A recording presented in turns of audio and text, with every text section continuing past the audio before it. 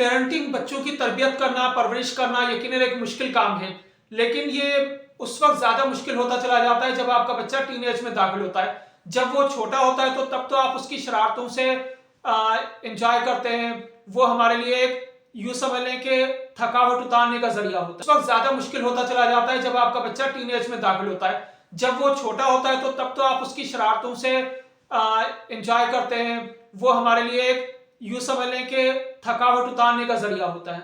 लेकिन हमारी परेशानियों में उस वक्त इजाफा होता है जब बच्चे बड़े होते चले जाते हैं, वो टीनेज में जाते हैं।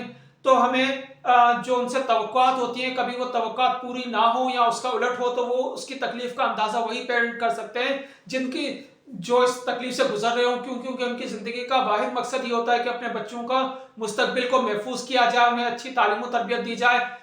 ये कैसे होता है या इसकी क्या मिसाल हो सकती है? मसलन अगर कोई वालिद या वालदा ये देखे कि उसका बच्चा स्मोकिंग कर रहा है, शीशा पी रहा है, या आइस के नशे में मुब्तला हो गया है, किसी और गैर इखलाकी काम में मुब्तला हो गया है, या फिर किसी के घर से जो है उसकी बच्ची चली जाए और बाहर जाके कोर्ट मैरिज कर ले, तो वो किस कदर जिल्लत आमेज तकलीफ दे उसके लिए होगा। और फिर वो सोशल मीडिया और मीडिया पे जो चीजें आती रहेंगी वो सारी जिंदगी उसको जीने नहीं देंगी। तो ये सब चीजें, ये वाकयात जो रोजाना हम हमारी नजरों से गुजरते हैं, ऐसा क्यों होता है? और क्या हम अपने बच्चों को इन चीजों से महफूज रख सकते हैं? क्या ये एकदम से होता है? तो एकदम से नहीं होता, बल्कि बकौल शायर किसी ने क्या खूब कहा है कि वक्त करता है परवरिश बरसों, हादसा एकदम नहीं होता। तो इसके कुछ साइन होते हैं, कुछ चीजें होती हैं। वही आज की हमारी वीडियो का मकसद है। उन साइंस पे, उन चीजों पे अगर आप गौर करेंगे, उन अलामतों पे, और उनको देखते हुए खतरात को भांप लेंगे, तो फिर आप और आपके बच्चे महफूज रह सकते हैं। जिस तरह से कभी आपने ऑयल टैंकर के पीछे लिखा देखा होगा हाईली इन्फ्लेमेबल, उसके अंदर फ्यूल भरा हुआ है, अगर उसके करीब आप आग लेके जाएं, जलता हुआ लाइटर लेके जाएं, तो आग का लगना एक मामूल की बात होगी, हैरत की बात नहीं होगी। इसी तरीके से अगर हम बुरे माहौल में अपने बच्चे को खुद धकेल दें या उस तरफ जा रहा है और हम उससे नजरअंदाज हो जाए कर दें, तो फिर उसका बिगड़ना कोई हैरत की बात नहीं होनी चाहिए। सवाल ही पैदा होता है कि कोई भी वालिदैन अपने बच्चों को किस तरीके से किसी गलत माहौल में धकेल सकते हैं। वो इस तरह से कि जब आपका ताल्लुक अपने बच्चे से बहुत ज्यादा मजबूत नहीं होता, या वो चीजें जो बच्चे की रिक्वायरमेंट होती है, जो चीजें आपको उसे देनी चाहिए वो आप उसे नहीं देते, तो फिर वही वो चीजें बाहर तलाश करता है। आपको क्या चीज देनी चाहिए? सबसे पहली चीज जो पेरेंट को बच्चों को देनी चाहिए वो क्या होता है? हमदर्दी, मोहब्बत। जब पेरेंट की तरफ से तवज्जो ना मिले तो वही तवज्जो, वही मोहब्बत फिर बच्चे बाहर तलाश करते हैं। और बाहर अगर कोई इस तरह की सोहबत में भी चले जाते हैं जो हमको अच्छी नहीं लग रही होती, लेकिन उनके लिए वो ज्यादा अट्रैक्टिव क्यों बन जाती है? क्योंकि वो, उनको लगता है कि वो उसके हमदर्द है, वो पूरी बात सुन रहे हैं, वो किसी बात पे उसकी जजमेंट नहीं दे रहे या तनकीद नहीं कर रहे, अच्छा किया है बुरा किया है वो लोग उसके साथ हैं। जबकि जब वो हमसे बात अगर शेयर करता है, कभी सच बोलता है, तो सच बोलने पे हम उसे सजा देते हैं। यही हमारी जिंदगी की समझने के बड़ी गलतियों में से एक गलती है। हम बच्चे को कभी भी सच बोलने पे सजा नहीं दे, बल्कि सच बोलने पे मोटिवेट करें। कितना भी बड़ा वो गुनाह कर दे, गलती कर दे, लेकिन अगर उसने सच बोला तो हम उसे इस बात पे इंकरेज करें। यह नहीं मैं कह रहा कि उसको बुराई की तरफ इंकरेज करें, बल्कि सच बोलने पे इंकरेज करें। और आगे वो जब हमसे शेयर करेगा तो फिर वो और हम मिलके उस बुराई का रास्ता रोक सकेंगे।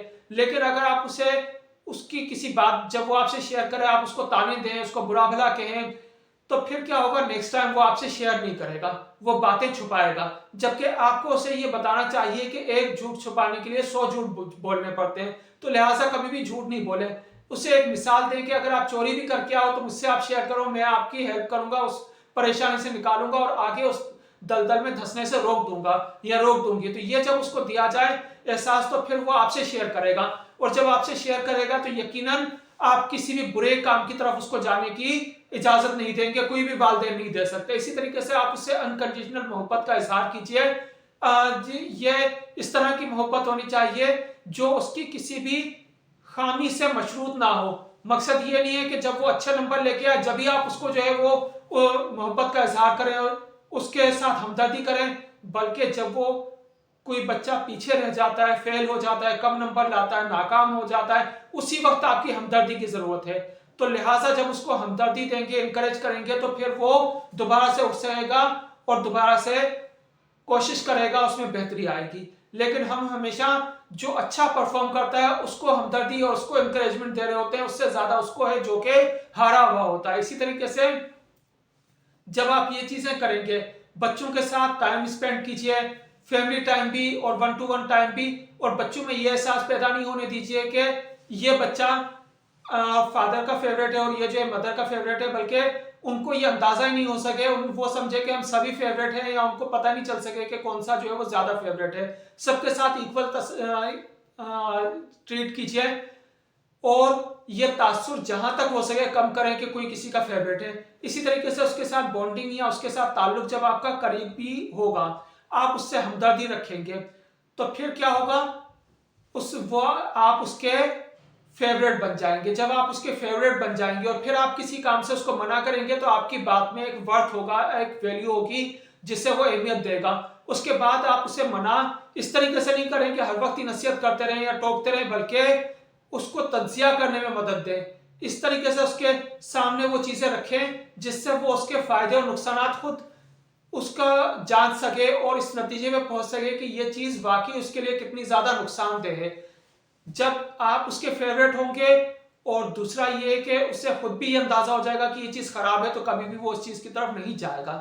लेकिन पहले जो है वो आप उससे अपना ताल्लुक मजबूत कीजिए। इसी तरीके से उसकी इज्जत नफ्स और उसके जो वैल्यू है उसका ख्याल रखिए। बच्चों से इसी तरीके से बात कीजिए जैसे आप बड़ों को अहमियत देते हैं। इसकी मिसाल इस तरह से ली जा सकती है कि कोई शख्स ऐसा जिसको हम हर लिहाज से हकीर समझते हो या हिकारत से पेश आए, तो क्या होगा, वो एहसास कमतरी में का शिकार हो जाएगा, कॉम्प्लेक्स का शिकार हो जाएगा, और फिर वो कभी भी कामयाब नहीं हो सकेगा। तो अगर हम अपने बच्चों को कामयाब करना चाहते हैं तो हमें उनको रिस्पेक्ट देनी होगी। कितनी रिस्पेक्ट देनी होगी, जितना हम उन्हें कामयाब बनाना चाहते हैं। क्यों? क्योंकि जब उन्हें लगेगा कि मेरी बात सुनी जा रही है, मुझको अहमियत दी जा रही है, तो उसमें कॉन्फिडेंस भी होगा, वो जिंदगी की दौड़ में आगे भी बढ़ेगा और आम जिंदगी में वो लोगों से अपना हक भी ले सकेगा। लेकिन शुरू से ही अगर वो डर से हम जाएगा, कॉम्प्लेक्स का शिकार हो जाएगा, तो वो हमेशा नाकाम रहेगा, और इसकी बुनियाद ना चाहते हुए आप खुद रख रहे होंगे। तो लिहाजा उसे जो है वो रिस्पेक्ट दीजिए। इसी तरीके से कोई बच्चा स्मोकिंग क्यों करता है, उसकी वजह यह नहीं होती कि वो जो धुआं निकल रहा होता है वो बहुत ज्यादा उसके लिए अच्छा लग रहा होता है या उसको वो एंजॉय कर रहा होता है, बल्कि ये एक उसके पीछे लाशऊर में एक बात छुपी हुई होती है। वो ये कि खुद को बड़ा दिखाने के लिए दूसरे जो उसके दोस्त हैं, पहली तो बात यह कि एनवायरनमेंट का भी असर हो सकता है, ऐसे एनवायरनमेंट से उसे दूर रखिए। और दूसरा ये भी कि वो अपने दोस्तों को, दूसरे लोगों को ये तासुर देने की कोशिश कर रहा हो कि मैं किसी से नहीं डरता या मैं बड़ा हो चुका हूं, मैं इस तरीके से कर सकता हूं। तो ये जो बड़ा होने का एहसास है, यही उसको उस जानिब रागिब कर रहा है। वरना उसके धुएं इसी तरीके से जैसे कि कहीं पे अगर आप गार्बेज जला रहे हो, उसका धुआं हो गया, कोई उसमें मेरा नहीं ख्याल कोई ऐसी कोई खास चीज है, सिर्फ ये एहसास या एक तस्वुर है जो उसके दिमाग में है, वो तस्वुर को खत्म कर दीजिए तो वो उसको बुरा समझने लग जाएगा। इसी तरीके से उसे उसके नुकसान भी बताएं, जैसे कि मैंने पहले आपको बताया कि नुकसान तक पहुंचने में उसकी मदद कीजिए। इसी तरीके से बच्चे में ये देखिए कि वो क्या सोच रहा है, उसकी क्या तवक्कुआत हो सकती है, उसकी क्या फीलिंग्स हो सकती हैं। इसका मैं एक आसान तरीका आपको बताता हूं। हम बच्चे को अपने नजर से देख रहे होते हैं और हम ये चाह रहे होते हैं कि जितने मेच्योर हम हैं वो भी इसी तरीके से रवैया इख्तियार करे, लेकिन ऐसा मुमकिन नहीं है। तो कैसे हम उसकी सोच तक पहुंच सकते हैं, वो क्या सोचता है। आप जब बच्चे थे, उसकी एज में थे, तो आप क्या क्या चाहते थे, आपके क्या क्या मसाइल थे, उसको किस शख्स ने कैसे रवैये से पेश आया तो आपको तकलीफ पहुंची, उसकी एक लिस्ट बना लीजिए। आपसे किसने बात की तो आपको हौसला मिला, तो ये जब चीजें आप बना लेंगे तो लिस्ट बना लेने के बाद यकीन मानिए कि 80 to 90% वही इश्यूज आपके बच्चे के भी होंगे, क्योंकि वो आपके घर में ही पला बड़ा है, आपके कल्चर में ही रहा है, तो लिहाजा आप उसको समझ सकेंगे। और बाकी जो 10 to 20% उसके इश्यूज होंगे जो डिफरेंट होंगे, वो किस वजह से, वो दौर के चेंज होने की वजह से होंगे। जो मॉडर्न गैजेट्स आ गए हैं, मॉडर्न टेक्नोलॉजीज आ गई हैं, लाइफ स्टाइल चेंज हो गया है, तो लिहाजा वो जो टेक्नोलॉजी है वो आपको भी आनी चाहिए ताकि आप अपने बच्चे को 100% समझ सकें। और फिर जब आप उससे बातचीत करें तो उसे ये एहसास दिलाइए कि उसकी हर परेशानी का, हर तकलीफ का आपको एहसास है, या आप उसकी इस फीलिंग्स को समझते हैं। जरूरी नहीं है कि उसकी हर फीलिंग को आप इंकरेज करें, या जिस चीज से आप एग्री नहीं करते वो ना करें, लेकिन उसे ये जरूर पता हो कि वालिद या वालदा उसकी हर बात को जानते हैं। इस तरीके से आपका ताल्लुक मजबूत होगा। और ये जब ताल्लुक मजबूत होगा और वो आपके साथ ज्यादा टाइम स्पेंड करेगा, आप उसकी फीलिंग को समझते होंगे, तो जहां पे उसके रवैये में आप चेंज महसूस करेंगे, आपको अंदाजा हो जाएगा कि इसके पीछे क्या बैकग्राउंड है, या आप उसके खोज में जाएंगे और इस तरीके से उसको बुराइयों से रोक सकेंगे। तो लिहाजा इस तरीके से हम अपनी औलाद को एक खराब माहौल से, खराब आदतों से बचा सकते हैं, और इस तरीके से हम खुद भी परेशानियों से बच सकते हैं और अपने बच्चों को भी एक कामयाब इंसान बना सकते हैं। तो ये थी हमारी आज की वीडियो। उम्मीद है आपको पसंद आई होगी। इसे दूसरे पेरेंट्स से, टीचर से, दूसरे लोगों से शेयर कीजिएगा, लाइक कीजिएगा और चैनल को सब्सक्राइब कीजिएगा। Thank you so much.